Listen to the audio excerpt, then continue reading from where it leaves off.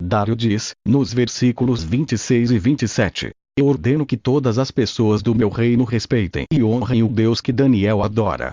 Pois ele é o Deus vivo, que vive para sempre. O seu reino nunca será destruído. O seu poder nunca terá fim. Ele socorre e salva. No céu e na terra ele faz milagres e maravilhas. Foi ele quem salvou Daniel, livrando-o das garras dos leões. No livro de Jó, todo ele. Jó foi um exemplo fiel de amor a Deus, com paciência e equilíbrio, não reagiu com a falta de sabedoria na sua provação. O livro de Jó trata do sofrimento humano. Jó era um homem bom, rico e feliz, mas Deus permitiu que da noite para o dia perdesse os filhos e tudo o que tinha e que fosse atacado por uma doença dolorosa e nojenta. Depois, Jó e os seus amigos conversam, em diálogos poéticos, procurando achar explicação para tanta desgraça. No fim Deus aparece e dá a resposta. Pensava-se, naquele tempo, que o sofrimento é sempre resultado do pecado. Para os amigos de Jó, Deus sempre recompensa os bons e castiga os maus. Portanto, se Jó está sofrendo, é porque pecou, mesmo que tenha sido em segredo. Mas Jó reage contra esta explicação. Ele não entende como Deus deixou que tamanha desgraça caísse sobre ele, visto que sempre foi um homem bom e honesto. Neste estado de angústia e de dúvida, Jó chega a desafiar Deus. Ele exige uma explicação para que finalmente possa ser aceito por Deus e considerado pelos outros como um homem bom e correto. E Deus tem a última palavra. Ele não responde às perguntas de Jó, mas fala do seu próprio poder e sabedoria.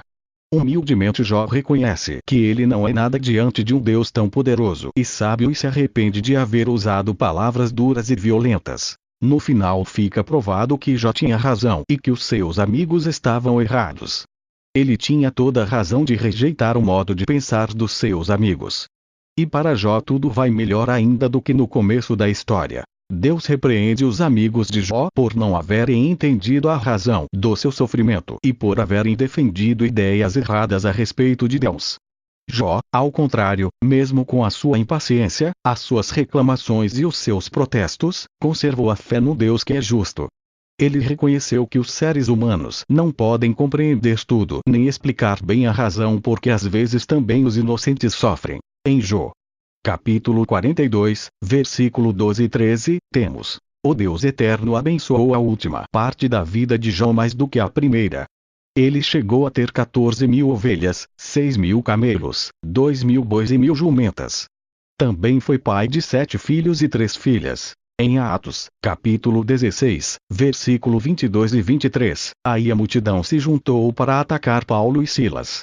Os oficiais rasgaram as roupas deles e mandaram surrá-los com varas.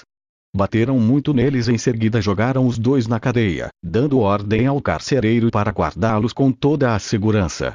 O apóstolo Paulo, depois de haver sido açoitado, foi lançado na prisão. Ele não reagiu. Mesmo depois dos anjos angélicos abrirem todas as portas das prisões e romperem as correntes, Paulo e Silas não fugiram. Paulo tinha que ser exemplo. Se alguém quisesse alcançá-lo, teria que subir sua vibração. Por ele ser espiritual, não desceria sua vibração através do revide. Mateus, capítulo 26, versículos 51 e 52. Mateus descreve a traição de Judas e a prisão de Jesus. Mas um dos que estavam ali com Jesus tirou a espada e cortou a orelha do empregado do grande sacerdote.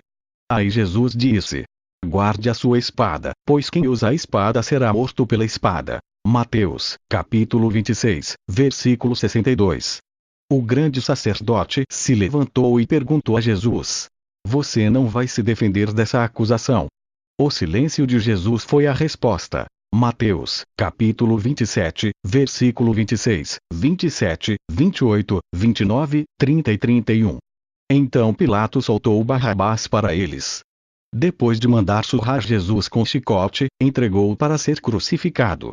Depois os soldados de Pilatos levaram Jesus para o palácio do governador e reuniram toda a tropa em volta dele. Tiraram a sua roupa e o vestiram como uma capa vermelha. Fizeram uma coroa de ramos cheios de espinhos e a puseram na sua cabeça e colocaram uma vara na sua mão direita. Aí se ajoelharam diante dele e caçoavam, dizendo: viva o rei dos judeus! cuspiam nele, pegavam a vara e batiam na sua cabeça. Depois de caçoarem dele, tiraram a capa vermelha e o vestiram com a roupa que ele usava. Em seguida o levaram para o crucificarem. Nosso grande mestre Jesus. Esse foi preso, esbofeteado, humilhado, chicoteado, cuspiram nele, carregou uma cruz e foi pregado nela até a morte. Jesus poderia se defender, lógico, mas não o fez. Não, ele não poderia descer a esse nível vibracional, pois seria contra tudo que ensinou, portanto não poderia pagar o mal com o mal. De que modo Jesus poderia se defender? Em Mateus, capítulo 26, versículo 53 diz: por acaso você pensa que, se eu pedisse a ajuda ao meu Pai, ele não me mandaria logo 12 exércitos de anjos? E na sequência, no versículo 56, justifica: mas tudo isso está acontecendo para se cumprir o que os profetas escreveram nas Escrituras Sagradas. Então todos os discípulos abandonaram Jesus e fugiram. Outros exemplos. Colossenses, capítulo 3, versículo 13. Suportem uns aos outros e também perdoem uns aos outros, se algum de vocês tem alguma queixa contra alguém. Que cada um perdoe o outro, do mesmo modo que o Senhor perdoou vocês. E Tessalonicenses, capítulo 5, versículo 15. Tomem cuidado para que ninguém pague o mal com o mal.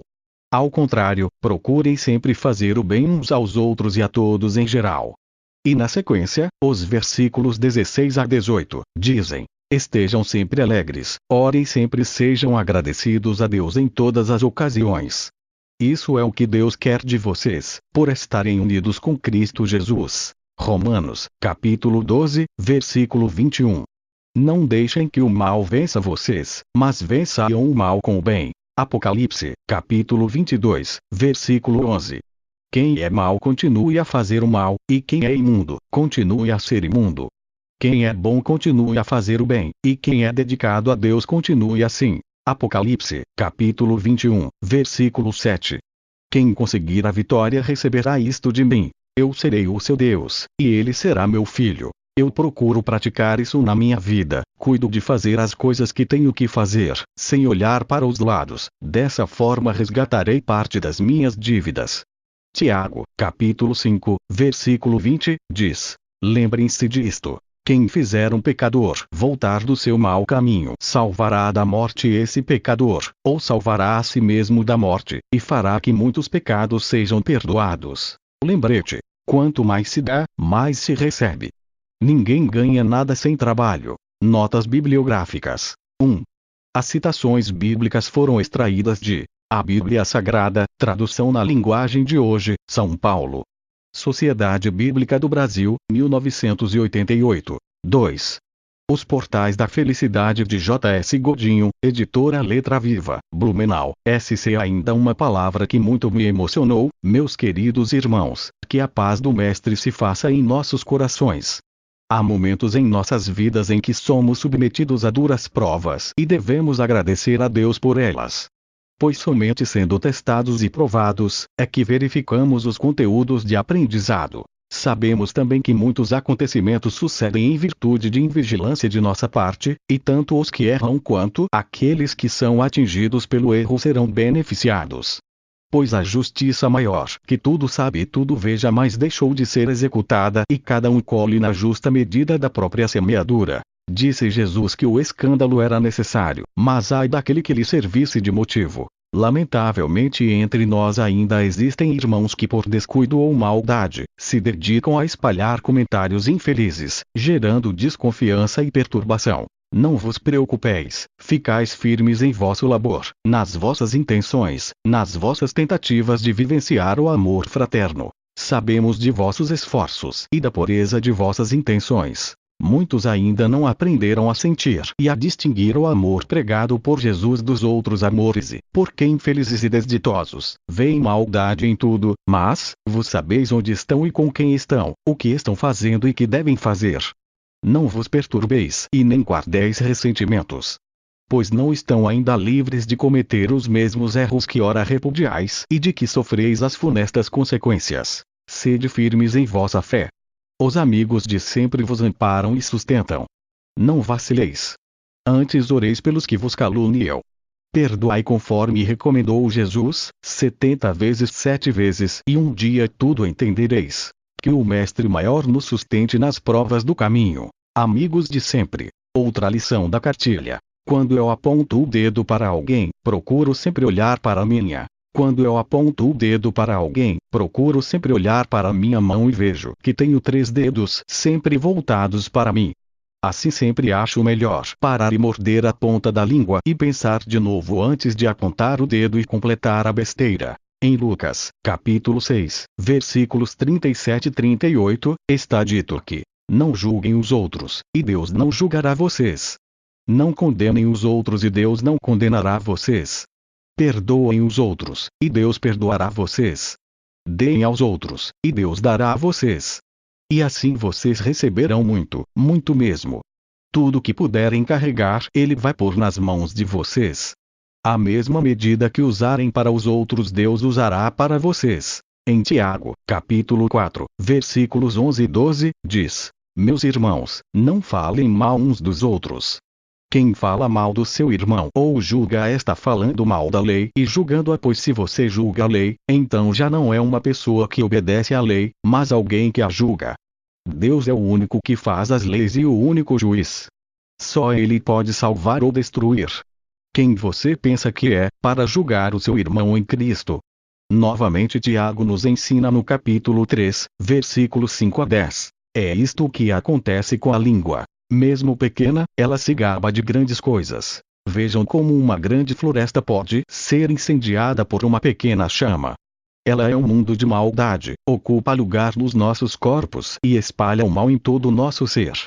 Com o fogo que vem do próprio inferno, ela põe toda a nossa vida em chamas.